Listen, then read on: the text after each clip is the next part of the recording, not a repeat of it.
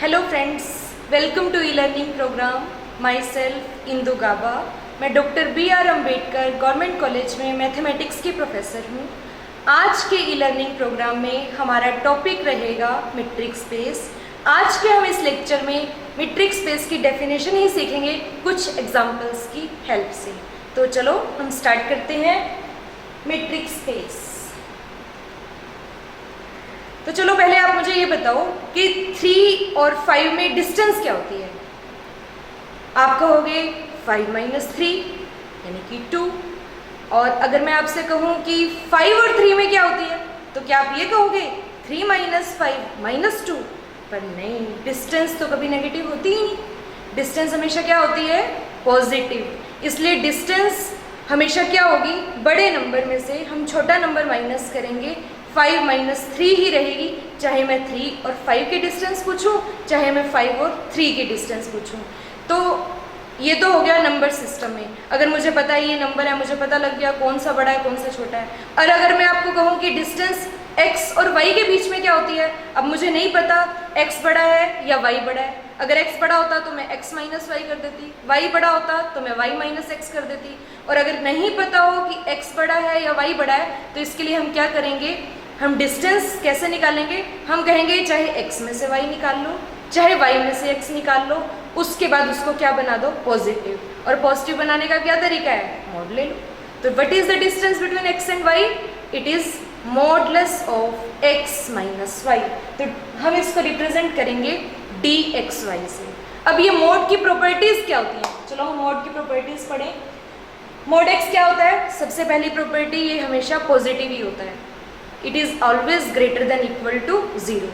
अगर mode x मान लो 0 हो गया, मोड x कब 0 होगा, जब अंदर वाला 0 होगा। अंदर वाला 0 होगा यानी कि x इज इक्वल टू 0। और x का मोड लें या उसके नेगेटिव का मोड लें, वो हमेशा क्या रहते हैं, सेम रहते हैं। इसी तरह लास्ट प्रॉपर्टी मॉडुलस की, जो आप लोगों ने पहले से काफ़ी बार पढ़ी हुई है, mod of x plus y it is always less than equal to mod x plus mod y। अब हम इन प्रॉपर्टीज को अपने इस डिस्टेंस वाले फंक्शन पर अप्लाई करके देखेंगे, तो देखेंगे डिस्टेंस का इससे क्या नजरिया निकलता है। तो पहली प्रॉपर्टी क्या है कि mod x is greater than equal to 0। और हमारी dxy भी क्या है, मोड ऑफ x - y। लेकिन मोड तो किसी का भी ग्रेटर देन इक्वल टू 0 होता है, इसलिए मोड ऑफ x - y भी ग्रेटर देन इक्वल टू 0 होगा। तो इसका मतलब क्या हो गया, जो dxy है it is always greater than equal to 0। यानी कि x और y अगर कोई भी दो नंबर हैं तो उनके बीच की जो डिस्टेंस होगी वो हमेशा पॉजिटिव होगी। सेकेंड प्रॉपर्टी क्या पढ़ी थी आपने, mod x is equal to 0 if and only if x is equal to 0। अब हमारी डिस्टेंस x और y की मान लो 0 कर दी। डिस्टेंस क्या है, मोड x - y। मोड 0 कब होता है, जब अंदर वाला 0। इसका मतलब x - y 0 हो गया। x - y 0 होती है, x क्या हो जाएगा, y के इक्वल। इसका मतलब अगर डिस्टेंस 0 है तो वो दोनों पॉइंट्स क्या हो गए, सेम हो गए। अब उल्टा लेते हैं, मान लो पॉइंट सेम है, x और y इक्वल है, तो डिस्टेंस क्या बनेगी, x - y यानी कि x - x यानी कि 0। इसका मतलब डिस्टेंस बिटवीन 2 पॉइंट्स 0 होगी if and only if they are the same points. Next third property आपने क्या पढ़ी कि x का मोड या -x का मोड सेम होता है। अब हम अपने डिस्टेंस को लें, distance between x and y क्या है, मोड ऑफ x - y। मैंने इसमें से माइनस कॉमन ले लिया, ये क्या बन गया, माइनस कॉमन y - x। लेकिन नेगेटिव का मोड या पॉजिटिव का मोड वो तो एक ही बात है, इसका ये बन जाएगा mode of y - x। Mode x - y था तो ये x की डिस्टेंस थी y से। अब ये मोड y - x है तो ये y की डिस्टेंस होगी x से, तो ये क्या बन गया, dyx। इसका क्या मतलब है, x की y से डिस्टेंस निकालो या y की x से डिस्टेंस निकालो, ये दोनों क्या रहेंगी, सेम रहेंगी। This distance between x and y is same as distance between y and x। और लास्ट प्रॉपर्टी आपने क्या पढ़ी कि mod of x plus y छोटा होता है अलग अलग के मोड से। तो अब हमारी dxy क्या है, मोड x - y। मैंने क्या किया, इसमें एक थर्ड पॉइंट ऐड भी कर दिया, जो मैंने ऐड किया वो सब्ट्रैक्ट भी कर दिया। तो x - z plus z - y। x - z को एक ले लो, z - y को दूसरा ले लो, तो mode of first plus second छोटा हो जाता है, mode first plus mode second. x - z के मोड को आप क्या कहोगे, dxz। और मोड z - y को क्या कहोगे, distance of y from z, लेकिन हमने अभी पढ़ा है डिस्टेंस y की z से हो या z की y से हो तो एक ही बात होती है, तो हम इसको क्या लिख देंगे dzy। तो इसका हमने क्या प्रूव कर दिया, dxy is always less than equal to dxz plus dzy। इसका मतलब कि अगर दो पॉइंट्स के बीच में डिस्टेंस निकालनी है x और y के बीच में, और अगर आप बीच में थर्ड पॉइंट ले आओ तो पहले x से z जाओ फिर z से y जाओ, तो वो रास्ता जो है वो बड़ा होगा x और y वाले रास्ते से। तो इस प्रॉपर्टी को हम क्या बोलते हैं, ट्रायंगल इनइक्वालिटी। अब अपनी टू डायमेंशनल स्पेस के बारे में तो पढ़ा ही होगा। क्या होता है टू डायमेंशनल स्पेस, जिसमें पॉइंट्स होते हैं किसमें, ऑर्डर्ड पेयर में। अब मान लो हमारे पास भी एक टू डायमेंशनल स्पेस है, अब हमने उसमें दो पॉइंट्स ले लिए, एक ले लिया A और एक ले लिया B। अब इनकी शक्लें कैसी होंगी, एक ऐसा होगा ordered pair x1, y1, B भी कैसा होगा ऑर्डर्ड पेयर, इसके कोऑर्डिनेट्स क्या ले लिए x2, y2। अब A और B के बीच में जो डिस्टेंस है वो कैसे निकालेंगे, x1 में से x2 माइनस कर दो उसका स्क्वायर, प्लस y1 में से y2 माइनस कर दो उसका स्क्वायर, और इस पूरे का क्या ले लो स्क्वायर रूट। इसको हम कैसे रिप्रेजेंट करेंगे, dA, B, यानी कि distance between A and B। अब जो प्रॉपर्टीज हमने पिछले distance between x and y में पढ़ी, अब हम वो देखेंगे क्या वो इस पे भी एप्लीकेबल है। तो पहली प्रॉपर्टी देखते हैं, distance between A and B, क्या ये पॉजिटिव है, देखो हमने स्क्वायर रूट लगाया है, स्क्वायर रूट के आगे माइनस साइन ही नहीं है, इट्स का मतलब ये पॉजिटिव है। तो distance between A and B ये तो क्लियरली है कि ये पॉजिटिव है। अब दूसरी प्रॉपर्टी उसमें क्या थी, दो पॉइंट्स के बीच में अगर डिस्टेंस जीरो है तो पॉइंट सेम होने चाहिए। तो अब हम मान लो इस डिस्टेंस को जीरो कर देते हैं, अगर ये डिस्टेंस जीरो हो गई तो इसका मतलब ये स्क्वायर रूट जीरो हो गया। अब किसी का स्क्वायर रूट जीरो है तो इसका मतलब वो खुद भी जीरो है, तो x1 माइनस x2 का square plus y1 minus y2 का स्क्वायर जीरो हो गया। ये भी क्या है पॉजिटिव, ये भी क्या है पॉजिटिव, पॉजिटिव प्लस पॉजिटिव अगर जीरो है इसका मतलब वो पॉजिटिव इंडिविजुअली जीरो है, तो x1 माइनस x2 का स्क्वायर भी जीरो होगा, y1 माइनस y2 का स्क्वायर भी जीरो होगा। अगर x1 माइनस x2 का स्क्वायर जीरो है इसका मतलब वो खुद जीरो है, x1 माइनस x2 भी जीरो है, x1 माइनस x2 जीरो है तो x1 और x2 इक्वल, सिमिलरली y1 और y2 इक्वल। अगर x1 x2 के इक्वल है, y1 y2 के इक्वल है तो a और b भी क्या हो जाएंगे इक्वल हो गए। इसका मतलब अगर डिस्टेंस जीरो है तो पॉइंट्स क्या हो गए सेम हो गए। अब हम उल्टा लेते हैं, मान लो ये दोनों पॉइंट सेम है, a और b इक्वल है तो डिस्टेंस क्या होगी, a और b इक्वल है तो x1 x2 के इक्वल हो जाएगा, y1 y2 के इक्वल हो जाएगा, तो डिस्टेंस क्या हो जाएगी जीरो प्लस जीरो उसका अंडर रूट भी क्या हो जाएगा जीरो। इसका मतलब अगर पॉइंट सेम है तो डिस्टेंस जीरो है, डिस्टेंस जीरो है तो पॉइंट सेम है, तो इसका मतलब इसमें भी हम कह सकते हैं distance is zero if and only if points are same. अब next property, distance between a and b क्या है अपनी, x1 माइनस x2 का square plus y1 minus y2 का स्क्वायर और इसका स्क्वायर। अगर मैं x1 माइनस x2 के स्क्वायर की जगह x2 माइनस x1 का स्क्वायर लूँ तो कोई फर्क ही नहीं पड़ेगा। सिमिलरली y1 माइनस y2 के स्क्वायर की जगह y2 माइनस y1 का स्क्वायर लिख दे तब भी कोई फर्क नहीं पड़ेगा। अब ये क्या बन गया, b की डिस्टेंस a से, तो it is distance between b and a। इसका मतलब distance between a and b is equal to distance between b and a।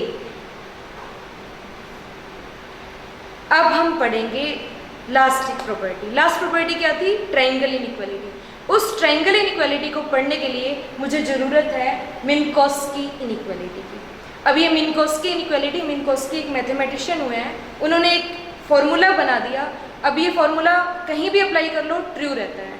तो अब मुझे ये फॉर्मूला क्या है, अल्फा 1 बीटा 1 अल्फा 2 बीटा 2, मान लो ये रियल नंबर्स हैं, तो अल्फा 1 प्लस बीटा 1 का square plus alpha 2 plus beta 2 का स्क्वायर, और इनका जो स्क्वायर रूट है it is always less than equal to अलग अलग का स्क्वायर करके अंडर रूट ले लें, यानी कि अल्फा 1 का स्क्वायर प्लस अल्फा 2 का स्क्वायर उसका स्क्वायर रूट प्लस बीटा 1 का स्क्वायर प्लस बीटा 2 का स्क्वायर उसका अंडर रूट। मीन्स सिंपल है, पहले आपने स्क्वायर करके उनको ऐड किया फिर उसका अंडर रूट लिया। यहाँ हमने क्या किया, पहले उनके स्क्वायर को का अंडर रूट ले लिया फिर उसको ऐड किया। ये प्रॉपर्टी मिन्कोस्की ने बनाई थी, इसलिए हम इसको ट्रू मानते हैं। अब हम इसका यूज़ करके अपने ट्रायंगल इनइक्वालिटी लेंगे। यहाँ पे अल्फा 1 बीटा 1 अल्फा 2 बीटा 2 ये सारे क्या हैं रियल नंबर।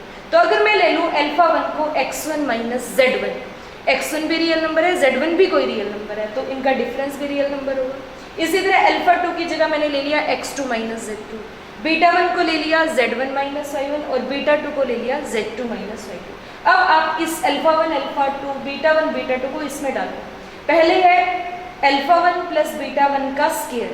अगर मैं अल्फा 1 और बीटा 1 को जोड़ूं तो z1 से z1 कैंसिल हो गया, तो x1 माइनस y1 बच गया और x1 माइनस y1 का स्क्वायर।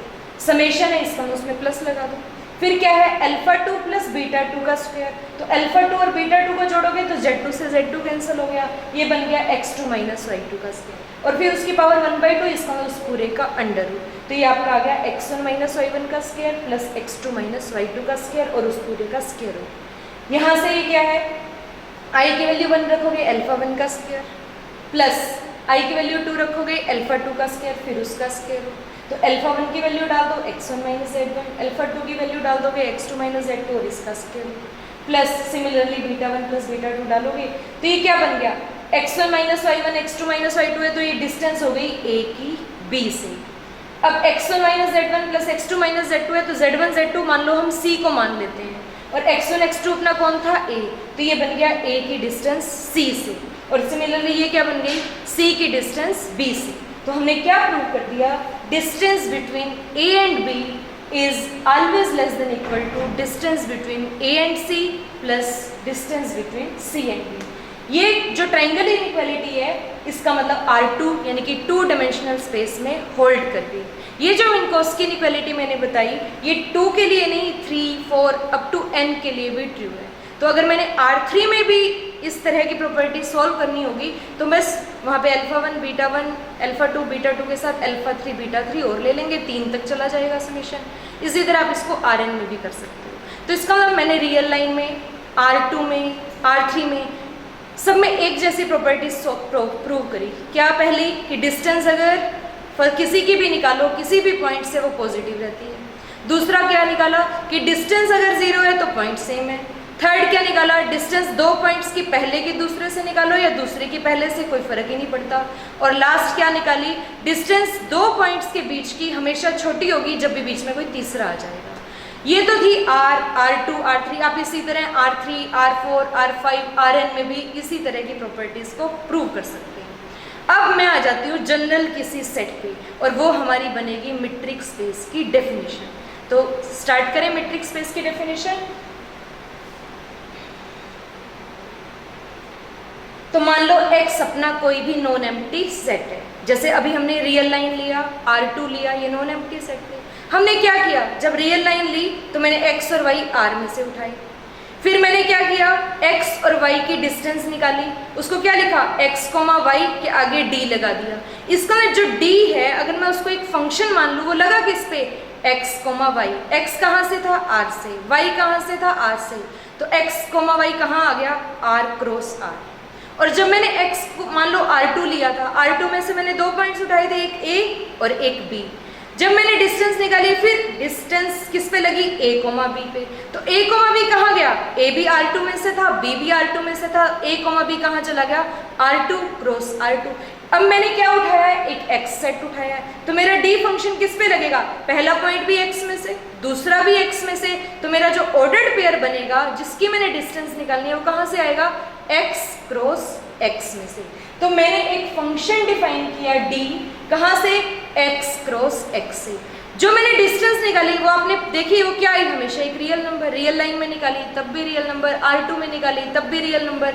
तो मैंने x अगर सेट ले लिया है, मैंने उसका भी डिफाइन क्या किया कि जो d फंक्शन है वो कहाँ तक जाएगा, रियल नंबर तक। ये R कौन है, it is the set of real number. In fact ये पॉजिटिव रियल नंबर्स का सेट है, लेकिन हम अपनी प्रॉपर्टी में ही कह देते हैं, इसलिए यहाँ पे हम रियल नंबर्स को लेके भी चल सकते हैं।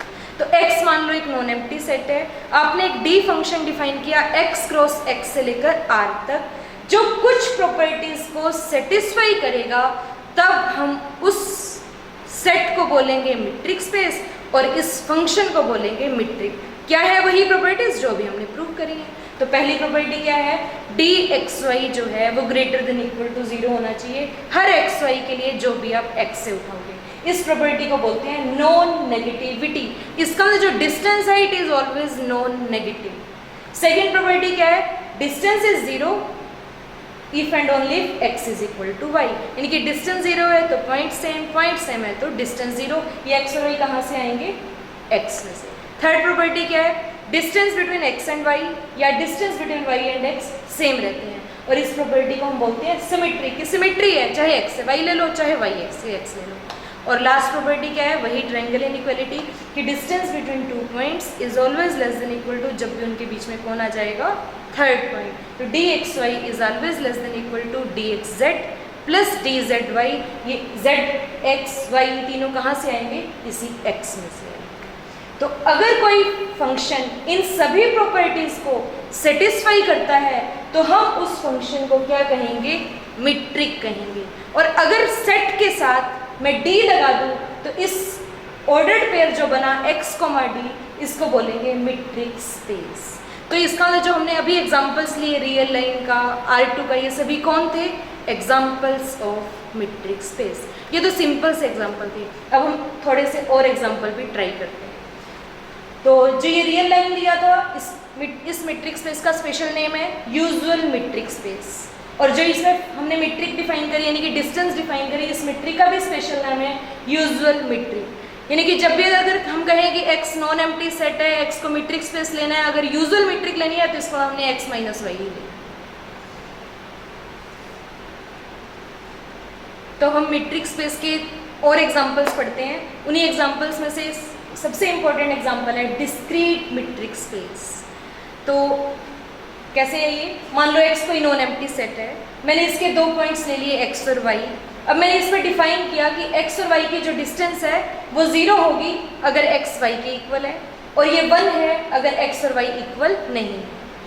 इस मीट्रिक को बोलेंगे डिस्क्रीट मीट्रिक, और x के साथ जो d लग जाएगा तो हम इसको बोलेंगे डिस्क्रीट मीट्रिक स्पेस। अब हम इसको प्रूव करेंगे कि ये मीट्रिक बनती है। तो पहली प्रॉपर्टी क्या है कि जो dxy है वो क्या ना होना चाहिए, ग्रेटर देन इक्वल टू 0। अपना dxy क्या है, या तो 0 या 1, नेगेटिव तो नहीं है, इसका clearly dxy greater than equal to 0 है। अब सेकंड पे आ जाए प्रॉपर्टी पे। सेकंड क्या है, dxy 0। अगर dxy 0 तो अपना x और क्या है y इक्वल, बिल्कुल ही काम बन गया। अगर डिस्टेंस 0 है तो पॉइंट्स हमारे सेम है, वो तो डेफिनेशन ही क्या देती है। थर्ड प्रॉपर्टी पे चलते हैं कि dxy और dyx क्या होने चाहिए, इक्वल होने चाहिए। तो इसके लिए हमने पहले केस बनाया, मान लो x y के बराबर है तो dxy क्या होएगा, 0। अगर x y के बराबर है तो y भी तो x के बराबर होगा, और अगर y x के बराबर है तो y और x की डिस्टेंस भी क्या होगी, 0। इसका मतलब अगर x y के इक्वल है तो dxy और dyx सेम है। अब मान लो x y के इक्वल नहीं है, अगर x y के इक्वल नहीं है तो dxy कितना है, 1।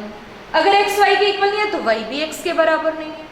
अगर y x के बराबर नहीं है तो y और x की डिस्टेंस कितनी होगी, ये भी 1 होगी। इसका मतलब dxy भी 1, dyx भी 1, तो दोनों क्या हो गए, इक्वल। इसका अगर x y के इक्वल नहीं है तब भी dxy और dyx क्या है, बराबर। इसका मतलब चाहे x y के इक्वल हो चाहे x y के इक्वल ना हो, dxy और dyx दोनों क्या रहते हैं, सेम। इसका मतलब हर x y के लिए dxy is equal to dyx। अब है मेन प्रॉपर्टी ट्रायंगल इनइक्वालिटी। अब इसमें क्या होता है कि dxy less than equal to dxz plus dzy दिखाना होता है। x y z हम कहाँ से उठाते हैं, x में से। तो अब हम इसमें केसेस बनाते हैं। First case x y z हमने x से उठा लिए। फर्स्ट हमने क्या लिया, मान लो x y z तीनों ही बराबर है। अगर x और y बराबर है तो x y की डिस्टेंस 0, x z बराबर है तो x और z की डिस्टेंस 0, y और z इक्वल है तो इसलिए y और z की डिस्टेंस 0। अब तीनों 0 हो गए, और 0 को हम लिख सकते हैं 0 प्लस 0 से छोटा, तो 0 की वैल्यू dxy, इस 0 की वैल्यू dxz, इस 0 की वैल्यू dzy। बिल्कुल सिंपल, तो आपने दिखा दिया dxy छोटा है dxz प्लस dzy से। अब सेकेंड सब केस, x और y को तो हम इक्वल ही रखेंगे और मान लेंगे z उसके इक्वल नहीं है। अब x और y बराबर है तो dxy क्या आएगी, 0। x और z बराबर नहीं है इसलिए dxz क्या आएगी, 1। y और z भी बराबर नहीं है इसलिए dyz भी क्या रहेगा, 1। अब 0 2 से छोटा होता है, इसका मैं लिख सकती हूँ 0 is less than equal to 1 plus 1। 0 की वैल्यू डाल दो, 1 की वैल्यू डाल दो, इस 1 की वैल्यू डाल दो, अपने आप ही ट्रायंगल इनइक्वालिटी होगी।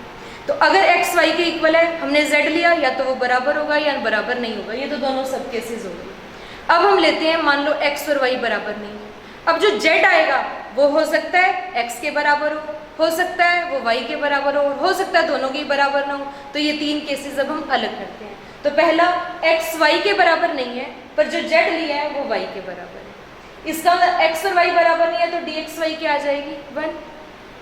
x और z भी बराबर नहीं है तो dxz भी क्या हो जाएगा 1। y और z इक्वल है इसलिए dyz क्या हो जाएगा 0। और 1 को आप 1 + 0 से छोटा इक्वल लिख सकते हो, तो फिर 1 0 और 1 की वैल्यू डाल के आपकी ट्रायंगल इनइक्वालिटी आराम से हो जाती है। अब हम नेक्स्ट केस क्या लें, x y के इक्वल नहीं है और जो z लिया है वो x के इक्वल है पर y के इक्वल नहीं है।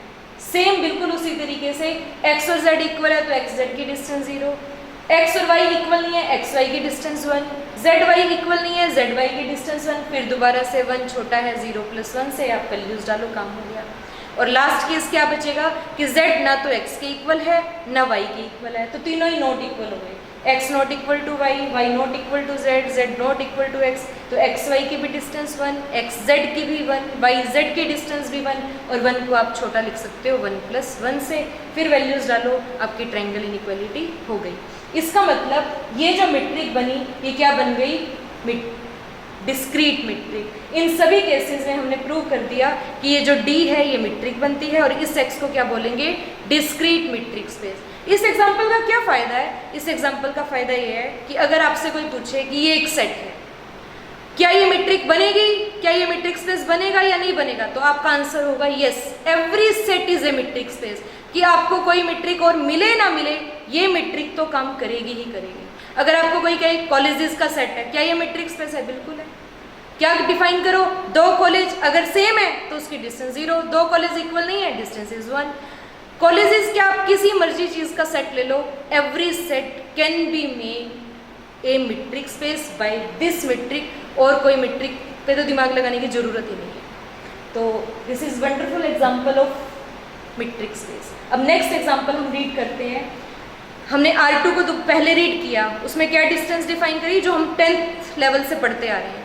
अब ये एग्जांपल क्या शो करेगा कि एक सेट के ऊपर एक से ज़्यादा मीट्रिक भी हो सकती हैं। एक मीट्रिक तो आपने पढ़ ली, अब मैं इसी सेट के ऊपर एक दूसरी मीट्रिक डिफाइन कर रही हूँ।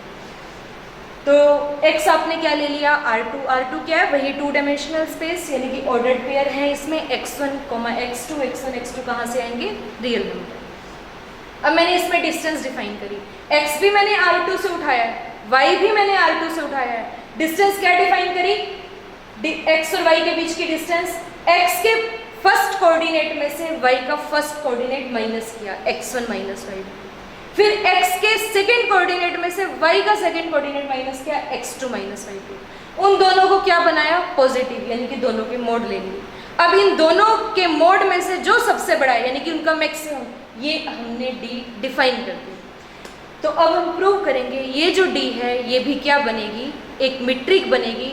इस एग्जाम्पल को प्रूव करते ही हम ये कह सकेंगे कि एक सेट के ऊपर एक से ज़्यादा मीट्रिक्स भी हम बना सकते हैं। तो फर्स्ट प्रॉपर्टी हमने x1 - y1 का क्या लिया हुआ है, मोड, और मोड आप जैसे जानते ही हैं कि ये क्या होता है, ग्रेटर देन इक्वल टू 0। तो ये भी पॉजिटिव है। सिमिलरली x2 - y2 का मोड भी पॉजिटिव है। अगर मैं मैक्सिमम निकाल रही हूँ 2 पॉजिटिव नंबर का, तो जो बड़ा होगा नेचुरली वो भी क्या होगा, पॉजिटिव ही होगा। इसका मतलब maximum of mod x1 - y1 mod x2 - y2 it is greater than equal to 0, और ये कौन है, dxy। तो अपनी first property distance is positive या non negative, clearly. Second property क्या है कि डिस्टेंस आपने 0 कर दी। अब आपने dxy को 0 कर दिया। डिस्टेंस का फॉर्मूला क्या डिफाइन किया है, maximum of mod x1 - y1 mod x2 - y2 0। अब मैक्सिमम इन 2 नंबर्स का निकल रहा है, दोनों कौन है, पॉजिटिव नंबर। पॉजिटिव नंबर शुरू कहाँ से आएंगे, 0 से आगे, सही ना। अब आप कह रहे हो कि मैक्सिमम ही 0 है, जब सबसे बड़ा ही 0 है और उसके अंदर कोई नेगेटिव ही नहीं है, इसका मतलब उसके अंदर का सब कुछ 0 है। तो मोड x1 - y1 भी 0 हो जाएगा, मोड x2 - y2 भी 0। फिर मोड अगर 0 है तो x1 - y1 0 हो गया, इसलिए x1 y1 के बराबर। मोड x2 - y2 का 0 हुआ तो x2 - y2 भी 0, x2 भी y2 के बराबर। x1 y1 के बराबर हो गया, x2 y2 के बराबर हो गया, इसका अपना x y के इक्वल हो गया। इसका अगर डिस्टेंस 0 है तो पॉइंट्स क्या हो गए, सेम। इसको आप रिवर्स भी ले सकते हो। अगर पॉइंट सेम है तो फर्स्ट कोऑर्डिनेट फर्स्ट के इक्वल, सेकंड कोऑर्डिनेट सेकंड के इक्वल, आप इसको वैसे उल्टा चलते चलोगे तो आपकी डिस्टेंस क्या आ जाएगी, 0 आ जाएगी। इसका अगर डिस्टेंस 0 है तो पॉइंट्स क्या हो जाएंगे, सेम हो जाएंगे। थर्ड प्रॉपर्टी क्या थी, सिमेट्री। सिमेट्री में x और y की डिस्टेंस और y और x की डिस्टेंस हमने सेम दिखानी थी, तो हमने dxy का फॉर्मूला लिखा। अब ये मोड है x1 माइनस y1 का मोड, हमें पता है मोड x1 माइनस y1 का हो या इसमें से माइनस कॉमन ले लें तो y1 माइनस x1 का, वो तो सेम ही रहता है। तो मैंने x1 माइनस y1 के मोड की जगह y1 माइनस x1 का मोड लिख दिया। सिमिलरली x2 माइनस y2 के मोड की जगह y2 माइनस x2 का मोड लिख लिया, और ये क्या बन गया, y की डिस्टेंस x से। तो distance between x and y is less than equal to distance between y and x। अब जो सबसे मुश्किल प्रॉपर्टी रह गई, ट्राइंगल इनइक्वालिटी, बस अगर ये भी हो जाए तो हम प्रूव कर देंगे कि ये जो सेट है ये क्या बन जाएगा, मीट्रिक स्पेस। तो चलो अब हम वो करते हैं। अब हमने एक z ले लिया R2 में से, उसके कोऑर्डिनेट भी क्या ले लो, z1 z2, x के क्या है x1 x2, y के क्या है y1 y2। अब मैंने पहले उठाया x1 minus y1, x1 minus y1 के बीच में मैंने z1 भी डाल दिया, माइनस भी और प्लस में भी, कोई फर्क नहीं पड़ता। अब फिर modulus x1 minus z1 plus z1 minus y1 है। हमें ये पता ही है कि a और b का जो मैक्सिमम होगा वो a से भी बड़ा होगा, वो b से भी बड़ा होगा। तो मैं ये प्रॉपर्टी इसमें यूज़ कर रही हूँ कि जो a है वो a और b के मैक्सिमम से छोटा होता है। तो पहले आप a को एक बार ले लो x1 माइनस z1 और b को ले लो x2 माइनस z2। तो ये जो x1 माइनस z1 है ये छोटा होगा मैक्सिमम अपने आप से, और ये b भी इसमें डाल दिया। तो x1 माइनस z1 ये कौन बन गया, x की z से डिस्टेंस, तो dxz बन गया। इसी तरह अब मैं a को ले लेती हूँ z1 माइनस y1 और b को ले लेते हैं z2 माइनस y2। फिर उसी फॉर्मूले से कि जो a है वो a और b के मैक्सिमम से छोटा होता है, तो z1 माइनस y1 भी मैक्सिमम अपने आप वाला और ये दूसरे वाले से छोटा हो जाएगा। पर ये कौन बन जाएगा, z की y से डिस्टेंस। तो z1 माइनस y1 भी किससे छोटा हो गया, dzy से। अब इसका नंबर हमने 3 दे दिया, पीछे वाली जो हमने सेम इसी तरह से किया उसका नाम 2 है। इन दोनों को आप उस फर्स्ट वाली में यूज करो। फर्स्ट वाली कौन सी थी, x1 माइनस y1 का mod it is equal to x1 minus z1 plus z1 minus y1। तो x1 माइनस z1 छोटा हो गया dxz से और z1 माइनस y1 किससे छोटा हो गया, dzy से। आप इन तीनों को इकट्ठा करो तो आपका मोड x1 माइनस y1 छोटा हो जाएगा dxz प्लस dzy से। सिमिलरली आप कर सकते हो x2 माइनस y2 का मोड भी छोटा होगा dxz प्लस d। बस आपने क्या करना है, जहां जहां 1 लिखा है वहां पे 2 2 कर दो और कोई चेंज नहीं करना, आप उसी तरीके से करते हो। अब आपका मोड x1 माइनस y1 भी इस राइट हैंड साइड से छोटा है, x2 माइनस y2 भी इसी राइट हैंड से हाइट साइड से छोटा है। जब दो नंबर एक चीज से छोटे हैं तो उन दोनों में से जो बड़ा होगा वो भी उससे क्या होगा, छोटा। इसका maximum of x1 minus y1 और x2 माइनस y2 का मोड जो है वो इससे छोटा हो जाएगा, और इसका मैक्सिमम है कौन, dxy। तो आपने प्रूव कर दिया dxy भी छोटा हो गया dxz प्लस dzy। इस प्रॉपर्टी को क्या कहेंगे, ट्रायंगल इनइक्वालिटी। इसका मतलब आपने x is equal to R2 के ऊपर इस मीट्रिक की चारों प्रॉपर्टीज को सेटिस्फाई कर दिया, इसलिए ये सेट क्या बन गया, मीट्रिक स्पेस। अब नेक्स्ट एग्जांपल पढ़ते हैं हम। x कोई भी नॉन एम्प्टी सेट है, अब x को उसने डी मीट्रिक से मीट्रिक स्पेस बना दिया। x कोई नॉन एम्प्टी सेट है, उसके ऊपर एक डी मीट्रिक डिफाइन की हुई है। अब उसी सेट के ऊपर अब हम दूसरी मीट्रिक डिफाइन कर रहे हैं, d डैश। क्या डिफाइन किया, d dash xy it is equal to minimum of 2, ये 2 की जगह 1 3 कुछ भी ले सकते हैं, 2 वही वाला d। अब हम प्रूव करेंगे ये d डैश भी क्या बनेगी, मीट्रिक बनेगी। यानी कि एक सेट के ऊपर ऑलरेडी एक मीट्रिक है, उस मीट्रिक की हेल्प से मैं एक नई मीट्रिक बना रही हूँ, तो इस ऐसी मीट्रिक को बोलते हैं इंड्यूस्ड मीट्रिक। तो ये जो x है ये क्या बन जाएगा, इंड्यूस्ड मीट्रिक स्पेस।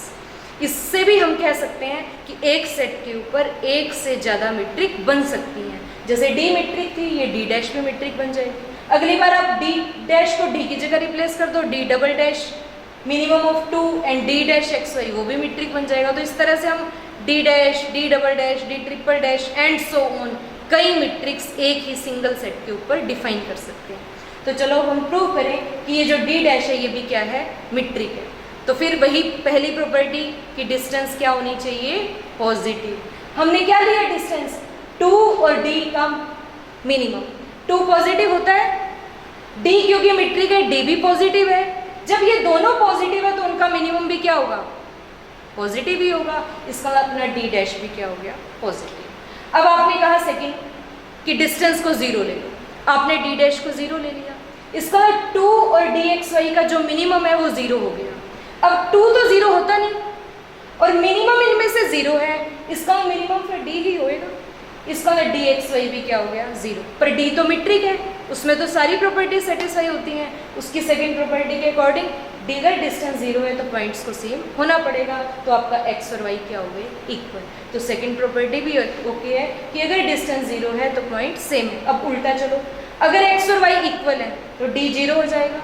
d की जगह 0 डालो, 2 और 0 का मिनिमम कौन होता है, 0 ही होता है। इसका आपकी डिस्टेंस क्या हो गई, 0। अब थर्ड प्रॉपर्टी, तो third property d dash xy क्या है, minimum of 2 and dxy। dxy और dyx तो इक्वल है क्योंकि d कौन है, मीट्रिक। मीट्रिक में सिमेट्रिक प्रॉपर्टी है, x की y से डिस्टेंस निकालो या y की x से सेम ही रहती है। अब 2 और dyx का मिनिमम कौन बनेगा, d डैश yx। इसका distance between x and y is again equal to distance between y and x। तो सिमेट्रिक वाली प्रॉपर्टी भी अपनी हो गई। अब हम आते हैं लास्ट प्रॉपर्टी पे। अपने x y z हमने x में से उठाए, हम क्या चाहते हैं कि d डैश xy छोटा हो जाए d dash xz plus d dash zy से।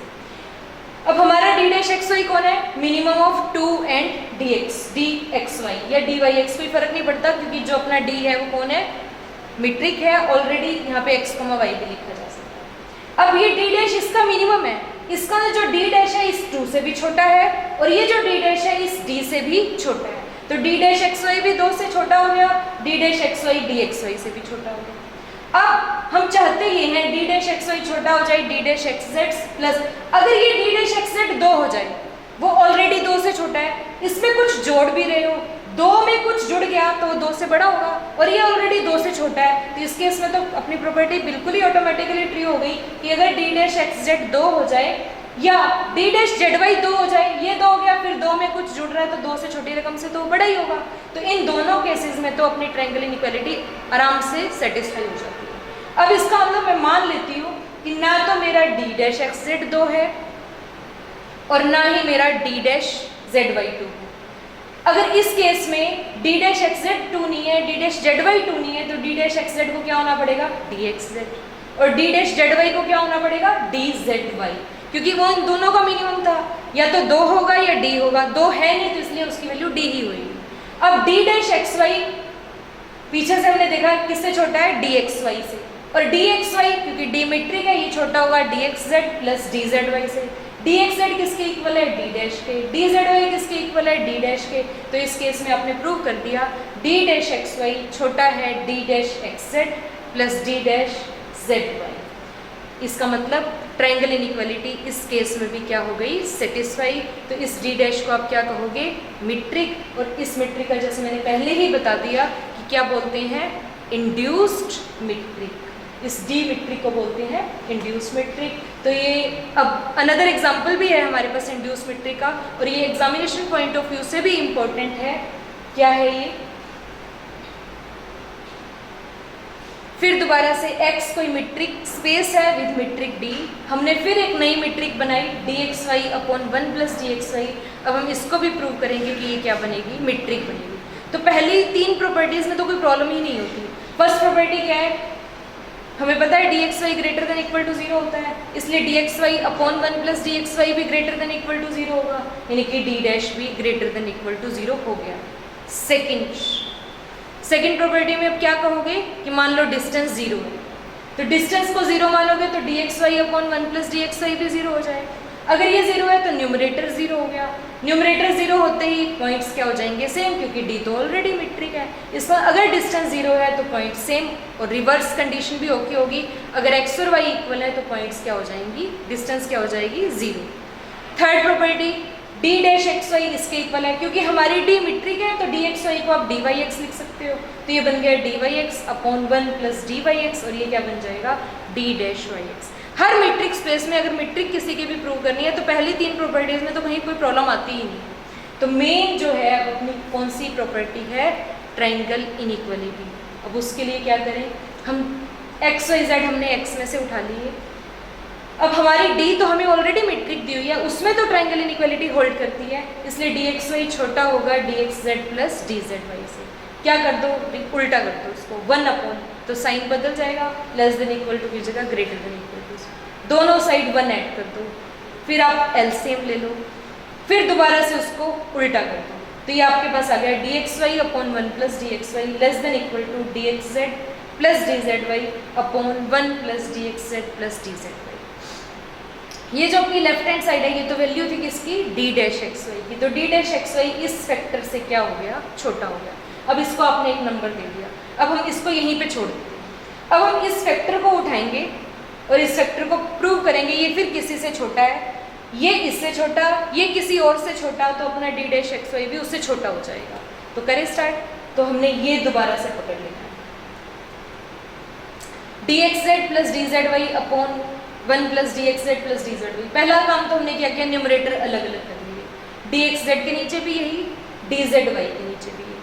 अब अगर ये जो फैक्टर है, मैं इसका न्यूमरेटर छोटा कर, डिनोमिनेटर छोटा कर दूं तो ये रकम बड़ी हो जाएगी, तो मैंने इसके बीच में से ये डी जेड वाई उड़ा दिया, तो यानी कि डी जेड वाई उड़ाने के बाद ये वाला फैक्टर इससे बड़ा हो गया। इस सिमिलरली इसमें डी जेड वाई है, मैंने डी एक्स जेड को खत्म कर दिया। अगर डी एक्स जेड को खत्म कर देंगे, यानी कि फिर डेनोमिनेटर छोटा हो गया, डेनोमिनेटर छोटा होते ही ये फैक्टर फिर क्या हो जाएगा, बड़ा हो जाएगा, तो इसको ये d z y upon 1 plus d z y होगा। ये कौन है, डी डैश एक्स जेड, और ये कौन है, डी डैश जेड वाई।